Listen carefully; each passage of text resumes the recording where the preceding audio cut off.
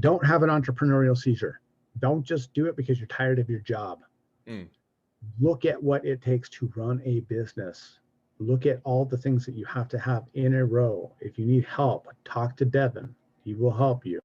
If you have a cool idea, talk to Devin. He will help protect you.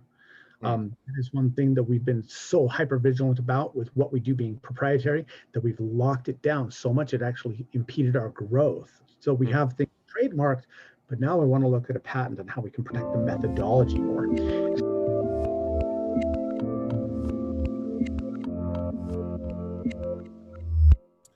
Hey everyone, this is Devin Miller here with another episode of the Inventive Journey. I'm your host, Devin Miller, the serial entrepreneur that has grown several startups into 7- and 8-figure businesses, as well as a CEO and founder of Miller IP Law, where we help startups and small businesses with their patents and trademarks. And if you ever need help, feel free to go to strategymeeting.com, and we're always here to help. Now, today we have another great guest on the podcast, Nate, and I'll probably slaughter his last name, Zeleznick, maybe? Zeleznick, you're so Zeleznick. I was close. So Nate or Nathan, but we'll call him Nate. I was born and raised in Huntsville, which actually is just about 10 minutes away from where I'm at. And it's another small town, or it used to be a small town, and now it's growing kind of the same as where we're at. But I love the small town. So we grew up in a similar atmosphere and a similar location. But after growing up in Huntsville, then he went to Weber College and went and got a music scholarship, or he had a music scholarship there. Started to go to school. I think he said he didn't finish it up, but went through part of the degree. You left, and then you decided as you went after you left that you wanted to help blind people. So he got into looking at different ways to help blind people, including some martial arts and visualization. I think got a mailer in the mail about videos and a course, and fell in love with it, thought it was a great way, and then built on from there, got more involved, and now has grown that into the business that he's doing today, and helping other people with blind and either physically blind or otherwise being able to visualize and be able to see things. So with that much as an introduction, welcome on the podcast, Nate. Thank you very much, Devin. I appreciate it. Honored to be here with you, neighbor. And I'm stoked for our time together today. So perfect. Well, I gave just a brief introduction, kind of ran through the 20-second version of your story, which never does it justice. So maybe going back to go back to Weber and talking about the music scholarship and what made you decide to give that up and go and do other things and how you got to where you're at today. But let's dive into your story. All right, sounds good. Well, yes, I'm a Huntsville native here, and I didn't know you were native to Mountain Green. I thought that you just lived there, so that's awesome. We kind of grew up in the small towns together, alone, if that makes sense. So, yeah, the 2-second or 30-second aside. So my family, if you're to go back all the way heritage far enough, was the founders of Mountain Green. So I'm related to probably, if you look at people that have lived here for a while, I'm related to half the county. So I'm one of those that have been, or family founded the county and have been here ever since. gotcha. Wow. Okay. Mine are not. So when I was in 6th grade, my mom was a clarinetist when she was in high school and college, and so I had an old clarinet. And she's like, "Well, we better get you ready for music because you can't really sing, so you're going to have to play an instrument." You had one choice or the other, and so she pulled out her clarinet, and then she started teaching me some scales and how to put the clarinet together, and I just took to it. It just I was just a very naturally gifted student in music, and so I started performing in different places. And by the 9th grade, I was actually playing with Weber State's Symphonic Band, and I was matriculated there in early college from 9th grade all the way until I actually matriculated as a full-time student after my senior year of high school. And so, yes, I was in the music. I was not in the music program though. My major was tech sales. It was technical sales. So then some scholarship requirements changed on me in right at the end of my junior year, and so I wasn't able to continue on through Weber State journey. However, I love that place. It's still my alma mater, and every chance I get to go back, I keep wondering, why did they change all the buildings and make them nicer after I left? But after that, I went into the workforce and I started working in the fields of mortgage, lending, and I really enjoyed that. However, My life took a very significant turn Mm, when I was 23. That's in 1998. So I've been involved in martial arts for a long time. My younger brother, Mike, he has numerous black belts in different styles before we started doing what we're doing now. mm, And he had kind of gotten a little bit burned out on instructing martial arts, and he was just, working at a timeshare up here in the valley, and he didn't really want to get into martial arts again. But when I ordered a black belt magazine course that said inner power in 2 weeks guaranteed or you get your money back, he was mm, like, "Oh, I'll watch it." Now, here in America, the internal energy, what uh, most people would call chi or prana or ki, there's different names for it, but it's our universal life force, the thing that mm, does life. Well, that's not taught in most martial arts, almost none in the United States, even though it may have a big component in Asia. There's a little bit of woo-woo out there, especially 20 something years ago for the Western mind. Now it's all over the place, and people understand breath work and meditation, energy work is so important for our mm, health and it can help us through a lot of conditions. But back then, no. And so I got this inner power video from, from Black Belt Magazine. And it was an Indonesian news broadcast. So I didn't understand a single word, but wow, the demonstrations that were on there. We'd never seen anything like it. The Western world had never seen anything like this. And one of the demonstrations was people running through obstacle courses. They were riding bicycle or motorcycles through traffic. They were shooting, well, they had military members shooting like targets out of people's hands and out of their mouth, obviously from the side, all while blindfolded. And we're mm, just like, wait a minute, that's got to be BS. Magicians do that stuff. But then it showed a blind man, and it was a demonstration for the Sultan of Oman that mm, happened to be on this news broadcast, and they were having people from the audience come down and write something on a whiteboard and then draw something. And this blind man would go up and he would use his hand, and it seemed like he was scanning, like kind of like your copier goes and scans a document. He was mm, like doing that with his hand, and then he would duplicate what was on the board over and over for different people. And they even had some fighting on there where people were blindfolded fighting people from the audience. It was kind of weird. Like, that doesn't happen here. Just pull people, hey, let's mm, throw some punches together. But this is in the Middle East or in Asia, and mm, where it took place. However, it was very compelling, and I had to watch it a few more times. We both watched it. My brother and I watched it a couple more times because we're like, this is nuts.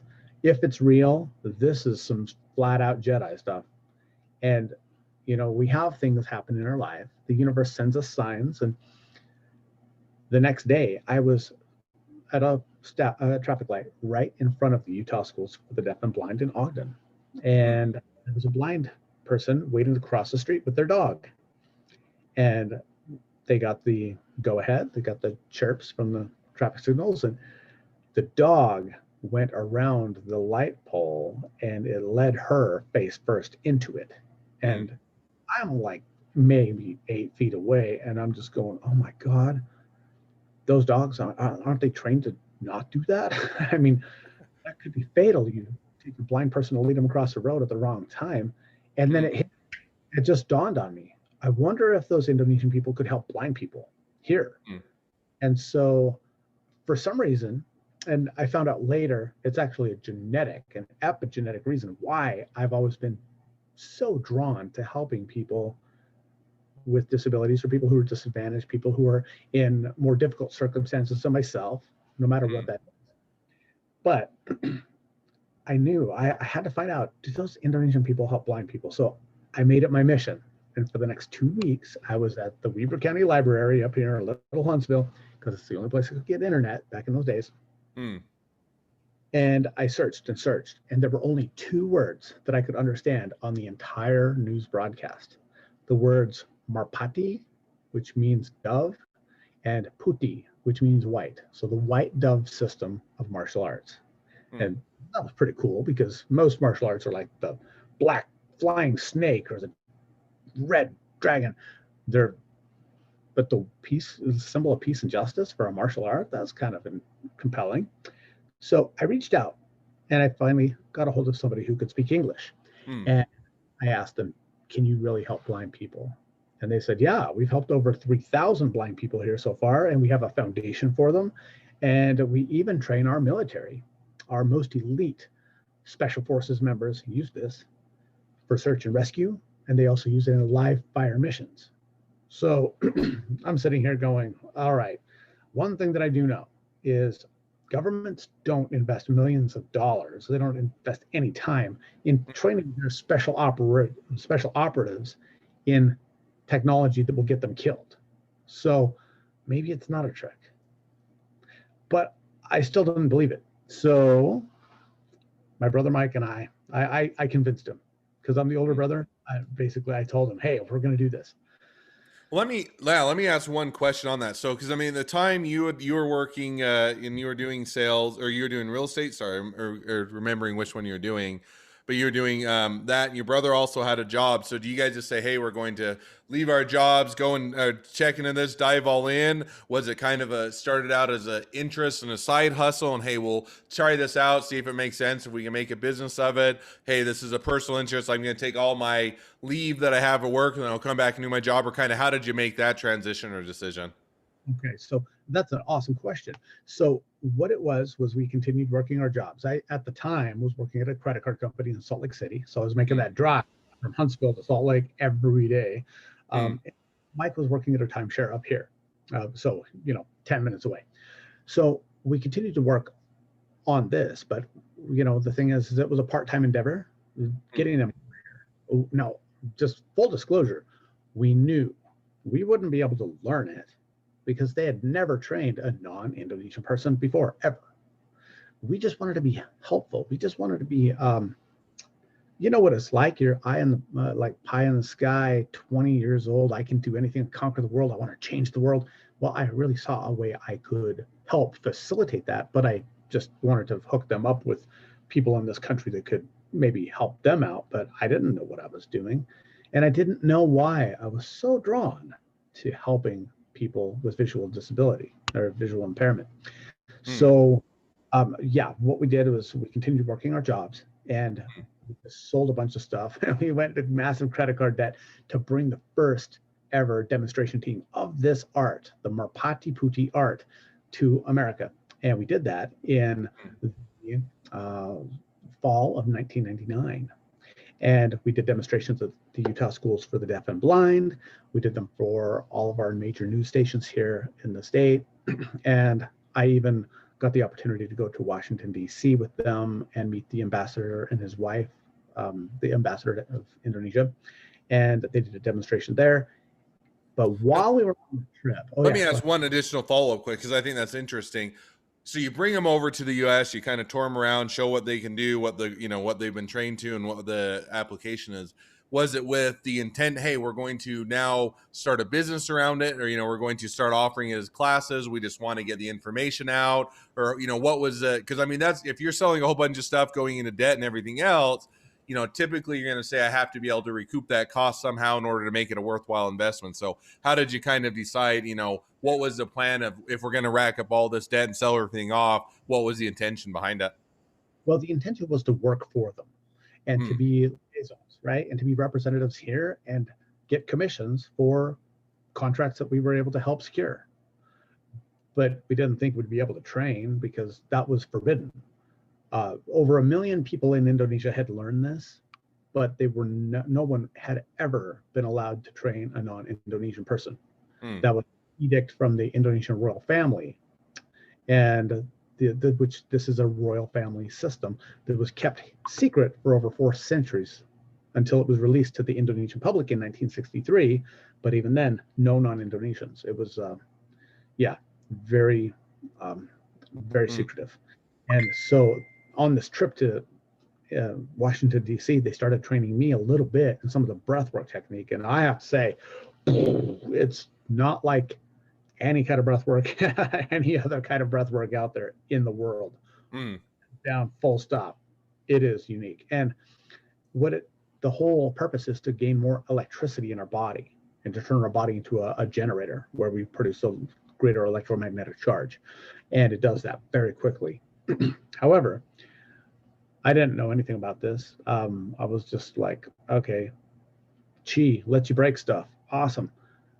But the vibrovision, we weren't allowed to learn that Mm. until later. And so we started our training in the fall of 1999 because there just so happened to be a certified trainer for Merpati living in Salt Lake City, getting his postdoctoral master's in speech language pathology at the U of U. And so when we met him at the airport, when they first came in, we're just like, awesome, an Indonesian person. Nice, good to meet you. It wasn't until after they all went home that when they were leaving, they're like, okay, he's going to be your trainer. And we're like, what? Okay, that wasn't part of the bargain. I just want to work for you to help out. I just feel this compelling need to help people, and you have to help people because they brought blind people over with them. And those blind people, those two blind guys, they could do anything you or I can do and more. You couldn't see their pupils. Their eyes were completely cloudy and white. And they drove cars, they rode bicycles in between. They knew stuff was inside drawers without opening them. They could tell what was behind them. We'd hold up different colors and they would tell us what it was behind them. It was mind-blowing, truly. So we knew that we had something here. Now, we had never opened a business, and it wasn't until, we were training with this guy in Salt Lake. It wasn't until the fall of 2000 when Mike and I were able to help sponsor the two 11th generation royal heirs to this knowledge to come over here with one of the 12th generation heirs, the oldest son of one of the 11th generation heirs. They came over and they were here for about 2 weeks, and they Mike and I, my brother's name is Mike, and so they tested Mike and I. They did an initiation, and they inaugurated us as the first ever non-Indonesian branch of Merpati Putih, and they gave us the opportunity to teach the martial arts and the breath work and the energy work and the meditation, but no vibrovision.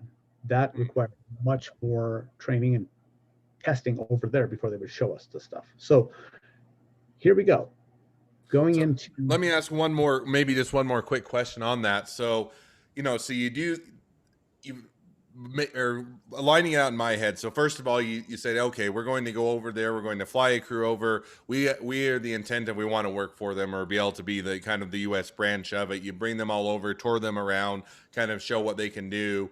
And then, they go back, I assume after the 2 weeks. Did they at the end of that 2 weeks say, we'll let you do kind of a lighter version or the partial portion of this course and be kind of the first U.S. branch of it? Or what was that timeline? Was it just immediately after the end of the 2 weeks? Was it months after? Or how did you kind of make that transition? And then follow on, I know it's a compound question, but follow on to that is, what did you do with your job or your full-time job you were doing in the meantime? Kind of how did you make that balance, or how did you make that transition? Sure. Awesome. So we're talking about two different times that we brought people over. The first was in the fall of 1999. Then we met the person who would become our trainer, and they said he's going to be your trainer. So this is fall of 1999, where we did demonstrations at Weber State and the Utah schools for the deaf and the blind. So then there's also the second time that a contingent came over, and that was in the fall of 2000. So I just want to make sure we had a clear separation of those two, because a lot of different stuff happened with those two times. So in 1999, they said, yes, you can train, and he's going to train you. And our trainer here, he was a former special forces trainer for this art in Indonesia. In addition to being an ear, nose, and throat surgeon, he also trained the military. So he basically tried to kill us. He did not want us to learn this. He was against Westerners learning it, but the 11th generation heirs told him, yes, we want you to train them. He's like, fine. Well, but if they die on the vine, and not my fault, and I don't think they're going to be strong enough. And he put us through a very accelerated and very brutal regimen of, so most people learn to meditate because they sit on a cushion and they get it nice and quiet, and they light a candle and they sit there and maybe have some incense. We learned next to the Union Pacific Railroad in downtown Salt Lake City. And he would bang pots and pans next to our head. We would have to learn to meditate and count our breaths and our heartbeats and synchronize our brain waves in the middle of that. That was that was just an example. So our training went that way. And so we had to go through the ranking structure in record time. faster than anybody else ever had in the whole system. So usually, if you want to train in our level 1 training, it's going to be a 6-month minimum training from when you start to when you can test. For ours, we only got 3 months. And then for the second level, you're supposed to get 6 months. We got 4 months. And for the third level, you're supposed to get 6 months. We got 4 months. And then after that, we actually brought somebody from Indonesia over here to test us because we're testing for the same rank as our instructor, and he couldn't do that, right? So and you're also working full-time job, your full-time job as you're getting trained. Is that right? right.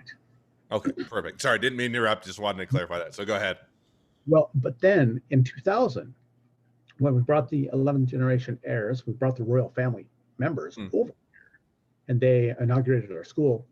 Mike and I quit our jobs, our full-time jobs, and we opened our school and had our very first class on January 3rd, 2001. So on January 3rd, coming up, will be our 20-year anniversary of owning our business and operating a martial arts school here in Utah. So that said, we continued to work a telemarketing job in odd times in order to afford our $500 a month rent at the old Ogden City Mall before it got demolished. And it didn't take very long before people started seeing us breaking steel and the martial arts skills that we had, and pouring our own bricks and then chopping through them with very little effort. And they're like, I want that. And so we got enough people within about 5 months, I believe, about five or 6 months, to be able to actually do this full time.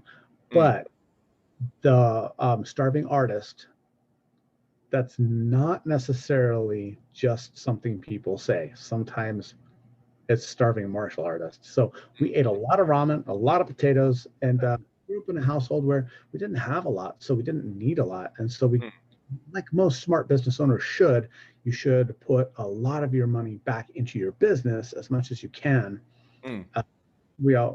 That's just, unless you have a VC funding, you have something where somebody, a windfall, or you just came into it with a big loan or a lot of money. Like us, $10,000 in debt, and you have $32 in your bank account total. Well, then there's something else called sweat equity. So there's a lot of that went into this, but we know how to really operate a business. So we worked very closely with Utah Small Business Development Center up at Weber State, and they helped us a lot with the understanding of how to set up and manage our business. I'm still learning. I'm a perpetual learner. We're now, with our VibraVision skill, we're not doing nearly as much with the martial arts as we are with that, because for blind people, it gives them a new sense of sight and new perception around in the world around them. But for sighted people, us who have vision, a much deeper understanding and vision inside ourselves to who we really are. So for instance, if a blind person, and I've got we have blind people that we've trained, most of them are in Phoenix, Arizona, and we travel back and forth to train them. But a blind person who drops a screw, a screw on the ground, they're screwed. Literally. Because if you step on a screw and you're blind, or you step on a screw and you're not blind, it's what we call sucks. Well, if somebody drops a screw on their garage floor and they're blind, most people feel very defeated if they can't see, because then they're on their hands and knees and they're doing this across their entire garage floor trying to find it. So for a person who drops a screw to be able to go, okay, what did I learn? Okay, I'm going to visualize exactly where that screw is, and they see it in their mind, reach down and pick it up with 2 fingers.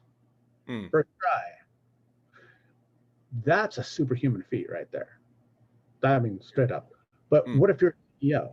Or what if you're an entrepreneur? You're a business owner who has all these things that you have to do, and you're not seeing your family, or you're not connecting with them nearly as much as you would like.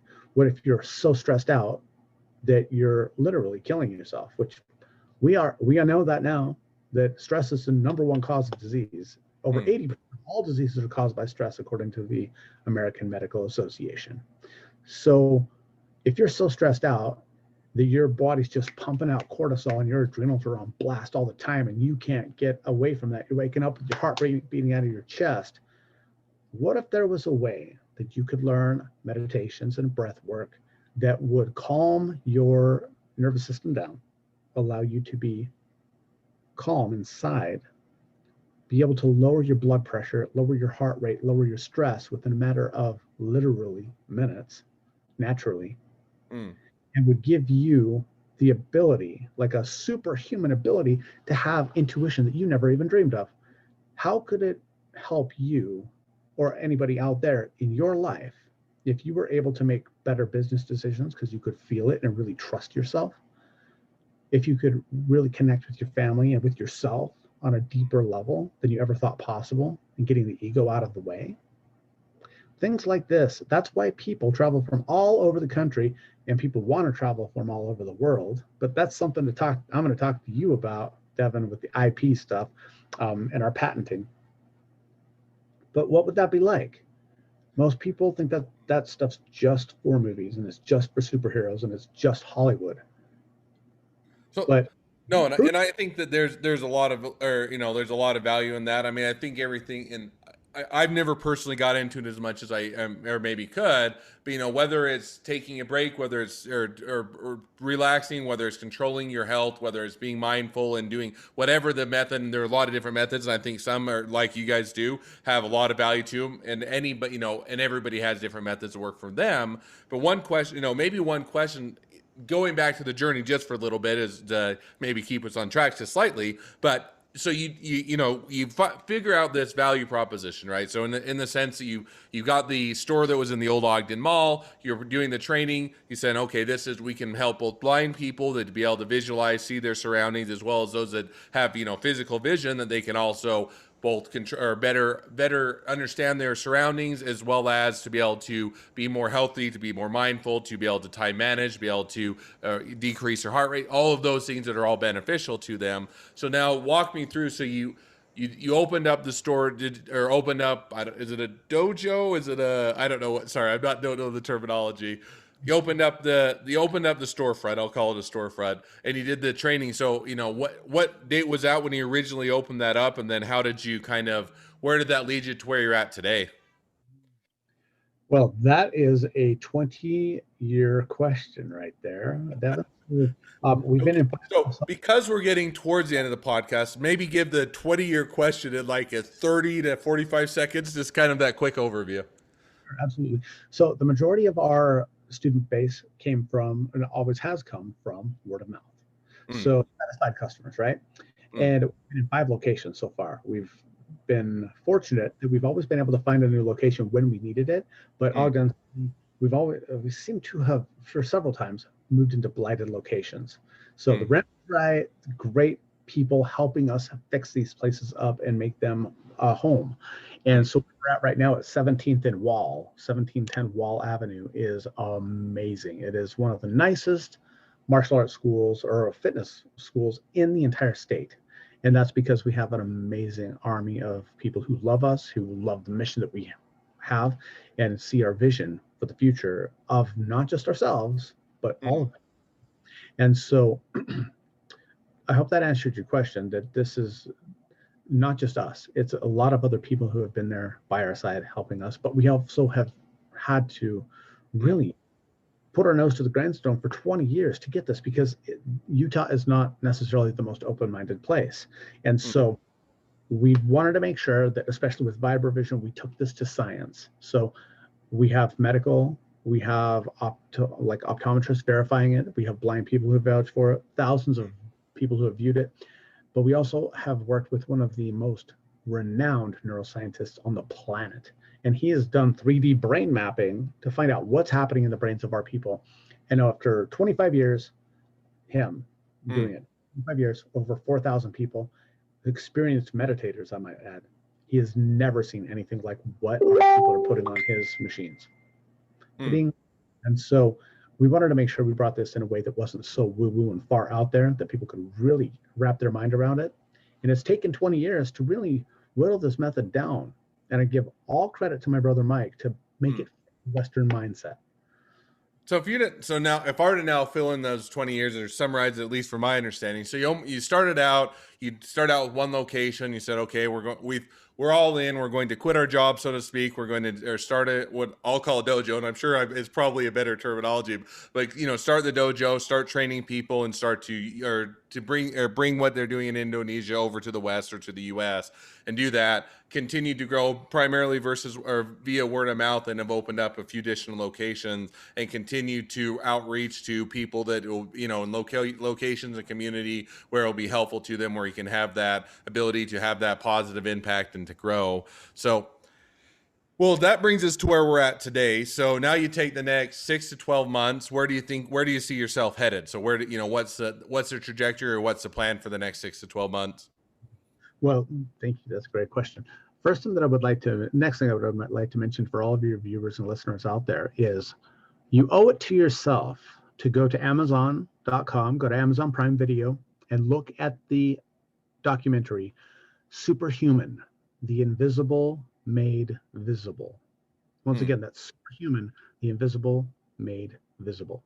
It's on Prime. You can watch it.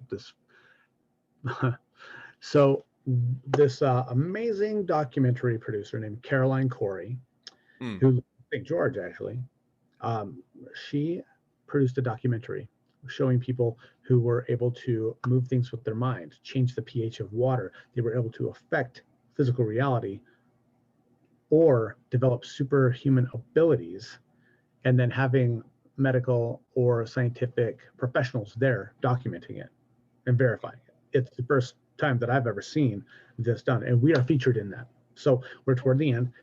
By all means, everybody, it's free as long as you have a Prime account. Watch it a couple times. It will blow your mind and it will inspire you. So that said, that also helps us lead into what's coming up in 2021, the next 6 to 12 months. So we hold immersion workshops in Ogden, Utah, but we also have a weekly class starting on January 8th.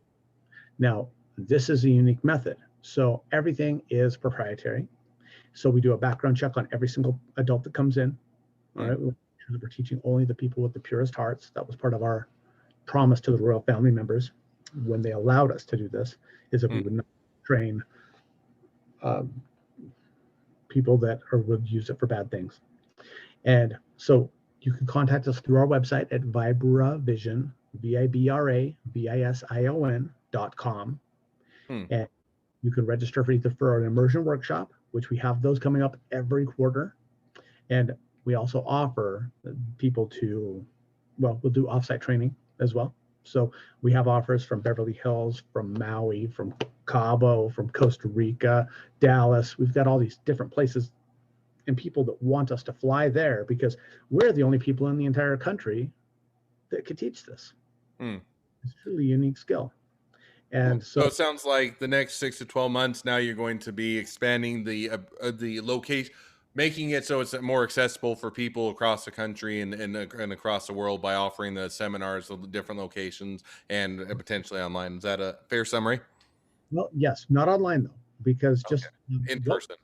What we do is strenuous. So it's like you go to the gym and you're going to bench press, you better have a spotter. If you don't, well, that's so we're not going to put that in the hands of people that way. And also, because what we do is proprietary, we screen people. People have to be accepted into this program. It's not for everybody just because they want to. They have to actually apply. But that's one thing that makes it very exclusive, is that not everybody is allowed to do this. And you can also rest assured that you don't have a psychopath sitting next to you in class, because we don't just let everybody in. But for people who are really interested in learning more about what they can do and having a reproducible method that is proven to science and medicine that can make you into a superhuman in a way, vibravision.com. That's where you're going to find those answers.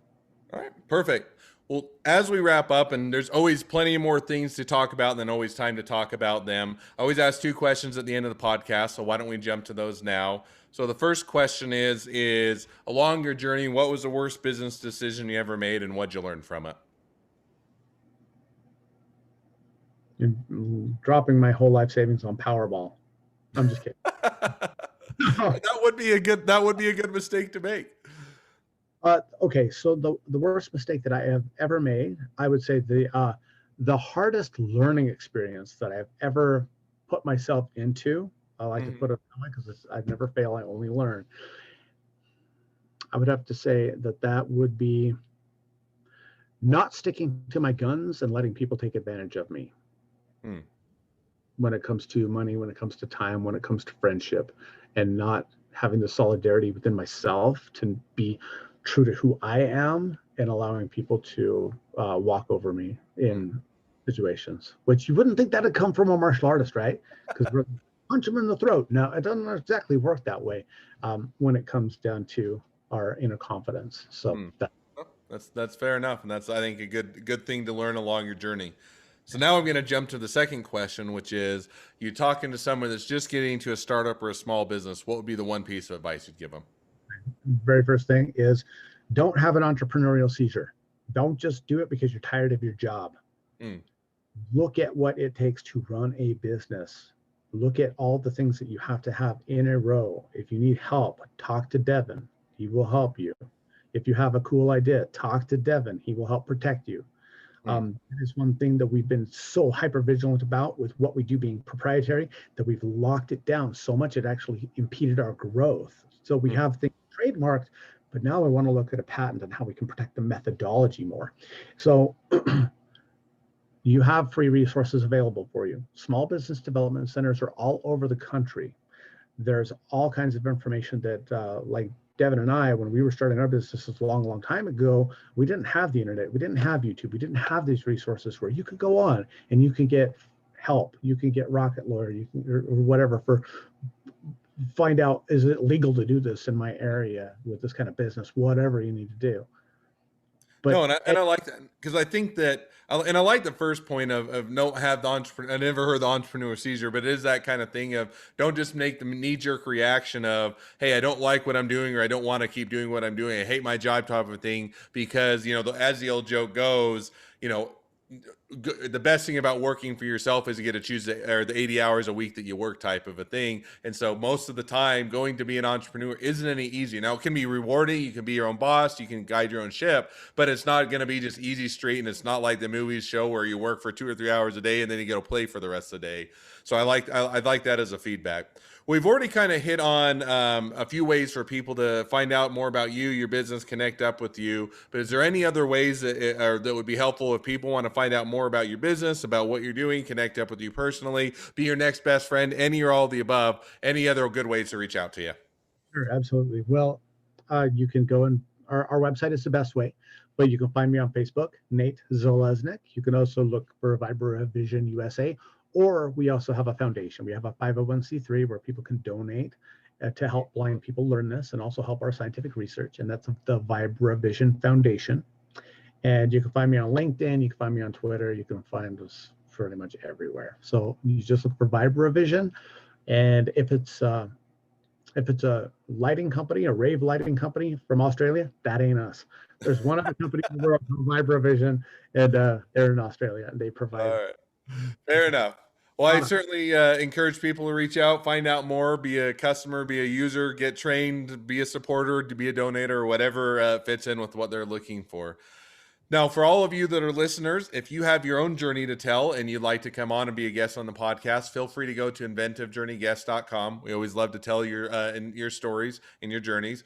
If you're a listener, make sure to click subscribe so you get notifications as all the new awesome episodes come out. And last but not least, if you ever need help with patents, trademarks, or anything else, feel free to reach out to us at Miller IP Law by going to strategymeeting.com.